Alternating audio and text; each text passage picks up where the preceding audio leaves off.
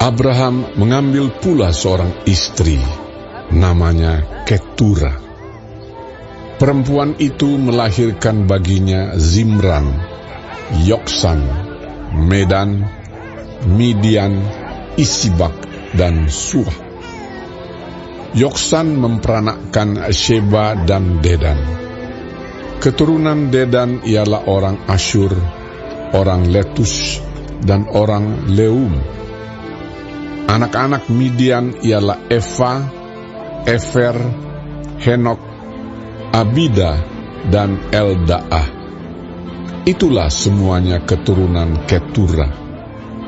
Abraham memberikan segala harta miliknya kepada Ishak, tetapi kepada anak-anaknya yang diperolehnya dari gundik-gundiknya, ia memberikan pemberian.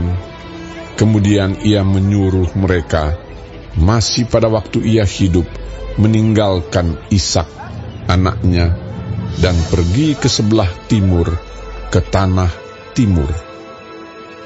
Abraham mencapai umur 175 tahun, lalu ia meninggal. Ia mati pada waktu telah putih rambutnya, tua dan suntuk umur, maka ia dikumpulkan kepada kaum leluhurnya.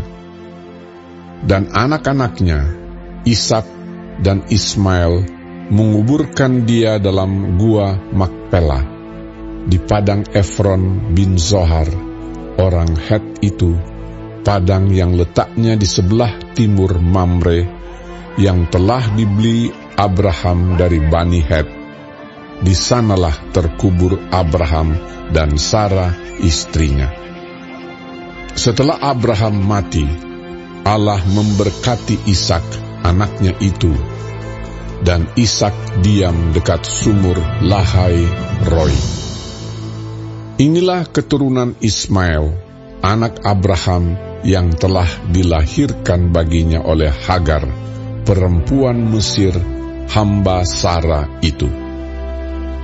Inilah nama anak-anak Ismail disebutkan menurut urutan lahirnya: Nebayot, anak sulung Ismail, selanjutnya Kedar, Adbeel, Mibsam, Misima, Duma, Masa, Hadad, Tema, Yetur, Nafis, dan Ketma. Itulah anak-anak Ismail, dan itulah nama-nama mereka menurut kampung mereka dan menurut perkemahan mereka, 12 orang raja, masing-masing dengan sukunya. Umur Ismail ialah 137 tahun. Sesudah itu ia meninggal. Ia mati dan dikumpulkan kepada kaum leluhurnya. Mereka itu mendiami daerah dari Havila sampai Syur, yang letaknya di sebelah timur Mesir ke arah Asyur. Mereka menetap berhadapan dengan semua saudara mereka. Inilah riwayat keturunan Ishak, anak Abraham. Abraham memperanakkan Ishak, dan Ishak berumur 40 tahun ketika Ribka, anak Betuel, orang Aram dari Padan Aram, saudara perempuan Laban, orang Aram itu, diambilnya menjadi istrinya. Berdoalah Ishak kepada Tuhan untuk istrinya, sebab istrinya itu mandul. Tuhan mengabulkan doanya, sehingga Ribka istrinya itu mengandung. Tetapi anak-anaknya bertolak-tolakan di dalam rahimnya, dan ia berkata, "Jika demikian halnya, mengapa aku hidup?" Dan ia pergi meminta petunjuk kepada Tuhan. Firman Tuhan kepadanya, "Dua bangsa ada dalam kandunganmu, dan dua suku bangsa akan berpencar dari dalam rahimmu. Suku bangsa yang satu akan lebih kuat dari yang lain, dan anak yang tua akan menjadi hamba kepada anak yang muda." Setelah genap harinya untuk bersalin, memang anak kembar yang di dalam kandungannya. Keluarlah yang pertama, warnanya merah. Seluruh tubuhnya seperti jubah berbulu. Sebab itu ia dinamai Esau. Sesudah itu keluarlah adiknya. Tangannya memegang tumit Esau. Sebab itu ia dinamai Yakub. Ishak berumur 60 tahun pada waktu mereka lahir.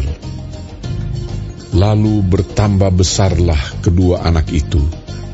Esau menjadi seorang yang pandai berburu, seorang yang suka tinggal di padang.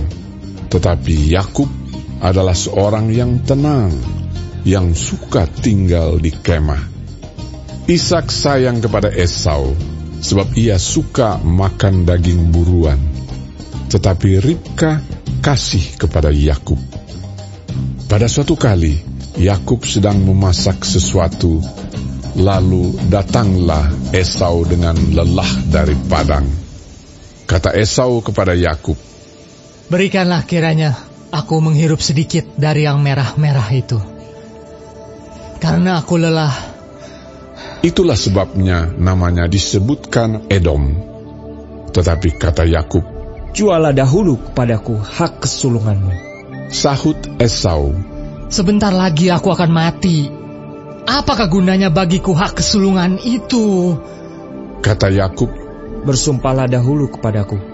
Maka bersumpahlah ia kepada Yakub, dan dijualnyalah hak kesulungannya kepadanya. Lalu Yakub memberikan roti dan masakan kacang merah itu kepada Esau. Ia makan dan minum, lalu berdiri dan pergi. Demikianlah Esau memandang ringan hak kesulungan itu.